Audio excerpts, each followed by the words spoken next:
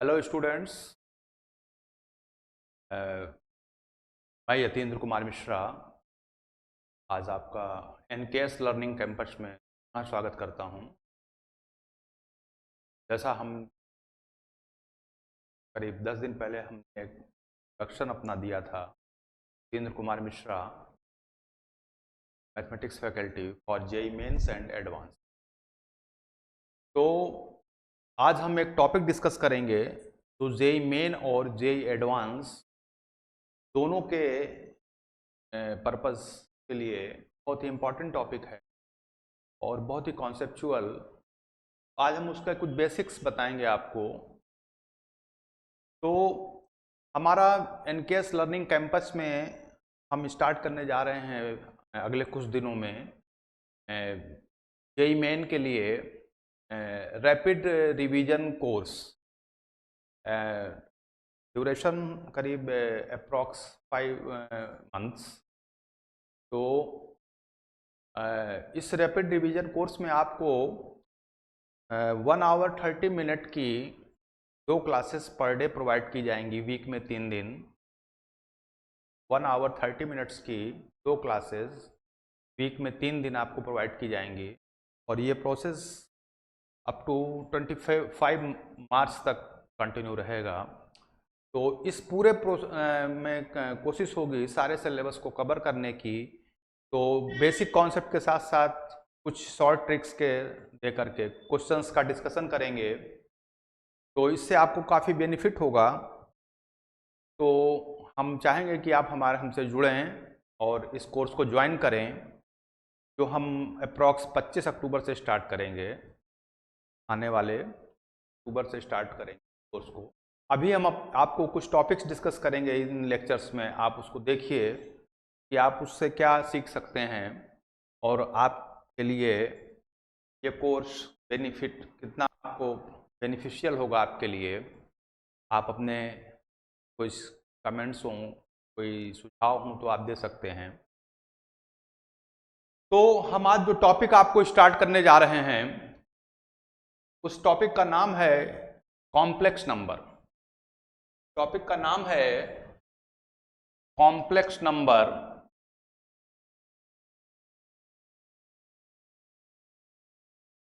अब complex number topic बहुत ही conceptual और इम्पॉर्टेंट टॉपिक है जेईई मेन और जेईई एडवांस दोनों के लिए। अब आप सबसे पहले हम ये बताना चाहेंगे कि what is the need of complex number. हमें क्या जरूरत थी कॉम्प्लेक्स नंबर को इंट्रोड्यूस करने की। ऑलरेडी हम रियल नंबर सिस्टम में सारी चीजें पढ़ते हैं, तो ये कॉम्प्लेक्स नंबर एक नया कॉन्सेप्ट इंट्रोड्यूस होने का क्या नीड था। तो सबसे बेसिक नीड जो है, जैसे आपने बस जानते होंगे कि रियल नंबर्स में नेगेटिव रियल नंबर्स का स्क्वायर रूट डिफाइंड नहीं होता। नेगेटिव रियल नंबर्स का स्क्वायर रूट डिफाइंड नहीं होता। तो इसको डिफाइन करने के लिए एक नंबर इंट्रोड्यूस किया गया जिसको हम आयोटा बोलते हैं। आई से, इसका सिंबल आई है और इसका नाम है iota and this is introduced by Euler. इसको बोलते हैं imaginary number. This is called imaginary number. Imaginary number. या इसी को हम इमेजिनरी बेसिक यूनिट भी बोलते हैं, इमेजिनरी नंबर। अब इसकी वैल्यू क्या डिफाइन की गई। आयोटा को डिफाइन किया गया -1 की पावर 1/2, या इसी को हम ऐसे लिखें under root of -1। Under root of -1 ये है हमारा इमेजिनरी नंबर बोला गया इसको। अब यहां से हम ये देख सकते हैं कि आयोटा स्क्वायर की वैल्यू क्या होगी। -1 की पावर 1/2 इंटू -1 की पावर 1/2, 2 बार मल्टीप्लाई करेंगे iota into iota, this will become -1 की power 1, this is equal to -1। Iota cube की वैल्यू हो जाएगी iota square into iota, and iota square की वैल्यू -1, तो ये आ जाएगी माइनस आयोटा। आयोटा की पावर 4 की वैल्यू हो जाएगी iota square into iota square, this is equal to -1 into -1, this is equal to +1। तो ये आप बेसिक 4 आयोटा की 4 इंटीग्रल 4 तक ये आप कर सकते हैं। आयोटा स्क्वायर की वैल्यू -1 होती है, आयोटा क्यूब की वैल्यू माइनस आयोटा होती है, आयोटा 4 की वैल्यू 1 होती है, आयोटा की वैल्यू स्क्वायर रूट ऑफ -1 होती है। किसी भी पॉजिटिव इंटीग्रल पावर की वैल्यू आयोटा की आप निकालेंगे तो वो या तो उसकी वैल्यू +1 आएगी या -1 आएगी या माइनस आयोटा आएगी। Any positive integral, any positive integral power of iota will be minus iota और +1 और -1, यही 3 वैल्यूज होंगी, इसके अलावा कुछ नहीं होगा, या 1, +1 और -1 या माइनस आयोटा, एनी और पॉजिटिव इंटीग्रल वैल्यू, और आयोटा की वैल्यू होती है -1, any positive integral value greater than 1, iota की तो वैल्यू स्क्वायर रूट ऑफ -1। ये बेसिक है एकदम, starting of the complex number.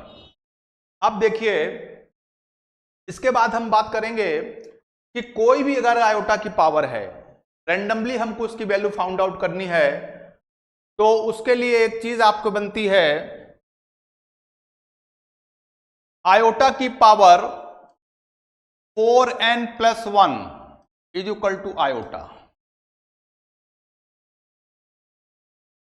Iota की power 4n+1 is equal to iota. Iota की power 4n+2 is equal to -1। Iota की power 4n+2 is equal to -1। Iota की power 4n+3 is equal to minus iota. देखिए यहां पर आप ये देखिए, इसको ऐसे समझिए, आयोटा की पावर 4n इंटू आयोटा और आयोटा की power 4n, any integral multiple of 4 with iota will be 1। तो अगर रिमाइंडर 1 है तो आयोटा हो जाएगी दिस, ये वैल्यू हो गई 1 और ये बन जाएगा सीधा आयोटा। इसको हम लिखेंगे आयोटा की power 4n into iota square, ये वैल्यू हो गई 1 और ये हो जाएगा आयोटा स्क्वायर की वैल्यू अभी हमने डिस्कस किया -1। This is equal to iota की power 4n into iota cube, ये वैल्यू 1 हो गई और आयोटा क्यूब अभी हमने प्रीवियसली डिस्कस किया माइनस आयोटा। तो कोई भी आपको आयोटा की किसी भी पॉजिटिव इंटीग्रल पावर की आपको वैल्यू निकालनी है, क्या करना है आपको, सीधे सीधे आप 4 के मल्टीपल में 4 से उसको डिवाइड कर दीजिए, जो रिमाइंडर बचेगा वही, रिमाइंडर जो बचेगा वही आयोटा का पावर होगा और उसकी वैल्यू या तो +1 आएगी या -1 आएगी या माइनस आयोटा। तो you can find the value of any positive integral power of iota from this rule। अब जैसे मैं आपसे एक फॉर एग्जांपल हम कहें आयोटा की पावर 267, कितना होगा ये, 4 से डिवाइड करेंगे तो रिमाइंडर कितना आएगा इसमें, 4 से डिवाइड करने पर रिमाइंडर आएगा 3,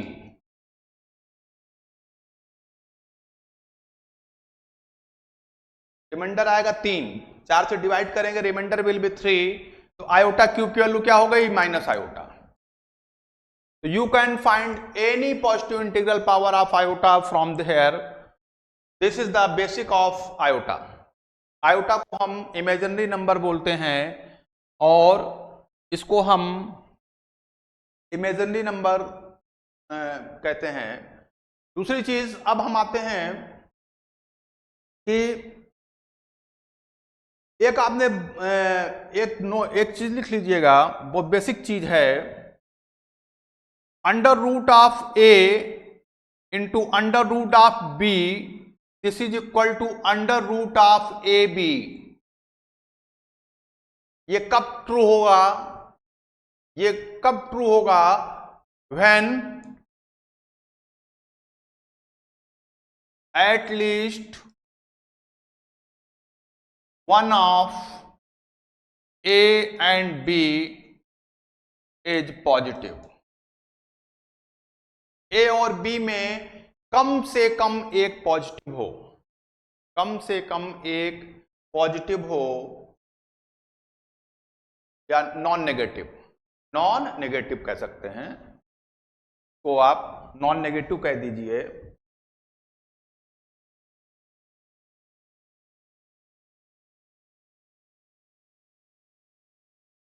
is non-negative।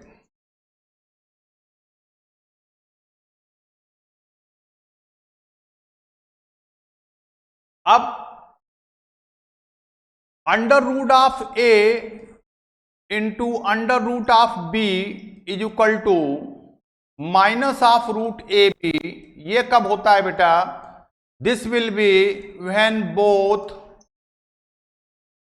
A and B are negative.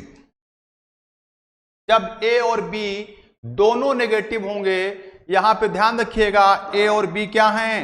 Real numbers. A और B जो हैं यहां पर रियल नंबर्स हैं। तो बहुत ही बेसिक चीजें हैं लेकिन बहुत ही मायने रखती हैं। कभी भी छोटी चीजों को इग्नोर मत करिए, क्योंकि एग्जाम्स में यही सब बेसिक चीजों से गलतियां होती हैं। तो जब दोनों नेगेटिव होंगे तो माइनस रूट ए बी होगा। अब जैसे आप एग्जांपल ले सकते हैं, अगर हम ए को लें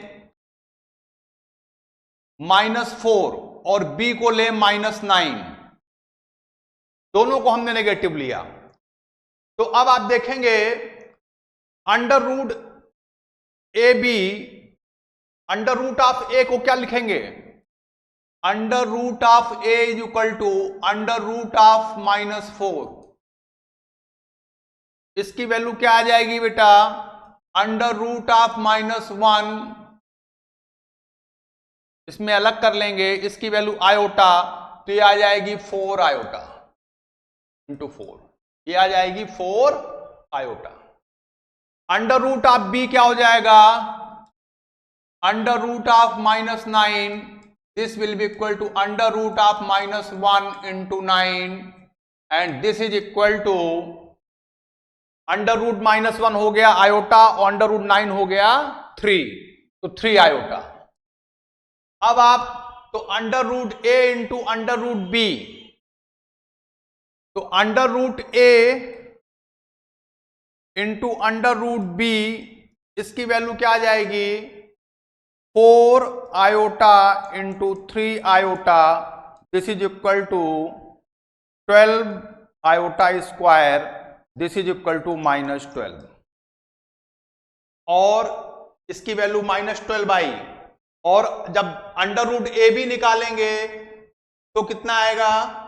अंडर रूट 4, अच्छा सॉरी, अंडर रूट 4 यहां पे 2 होगा, सॉरी यहां पे 2 कर दीजिएगा। ये आपका आएगा,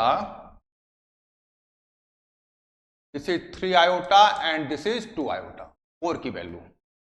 तो यहां पर हमने माइनस रूट ए बी, ये अंडर रूट ऑफ -4 2 आयोटा, तो यहां पे आ जाएगा 2 आयोटा। ये 2 आयोटा इंटू